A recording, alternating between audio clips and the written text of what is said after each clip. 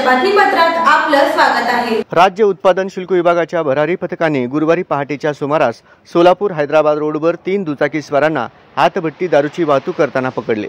सविस्तर वृत्त असे की राज्य उत्पादन शुल्क विभागाच्या भरारी पथकाने 1 फेब्रुवारी गुरुवारी पहाटेच्या सुमारास मुळेगाव तांडा तालुका दक्षिण सोलापूर या हातभट्टी दारू निर्मिती ठिकाणावरून सोलापूर शहरात दारूचा पुरवठा करणाऱ्या 3 मोटारसायकली पकडल्या।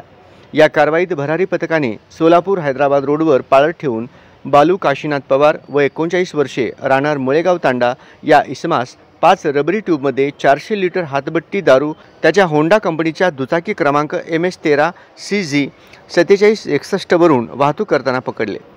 तसेच सुरेश शंकर राठोड वय 40 वर्षे राहणार मुळेगाव तांडा या इसमास 5 रबरी ट्यूबमध्ये 400 लिटर हातभट्टी दारू त्याच्या सुझुकी ॲक्सेस दुचाकी क्रमांक MS13 DS 9209 वाहतूक करताना ताब्यात घेतली आहे। एका अन्य कारवाईत गोविंद बाबू चव्हाण वय 39 वर्षे राहणार मुळेगाव तांडा याला त्याच्या सुझुकी ॲक्सेस दुचाकी क्रमांक MS13 DN 7428 वरून 4 रबरी ट्यूबमध्ये 320 लिटर हातभट्टी दारूची वाहतूक करताना पकडून 3ही आरोपींच्या ताब्यातून 57,400 किमतीच्या दारूसह एकूण 2,57,400 किमतीचा मुद्देमाल जप्त करण्यात आला असून त्यांच्या विरुद्ध महाराष्ट्र दारूबंदी कायद्याअंतर्गत गुन्हे दाखल करण्यात आले आहेत।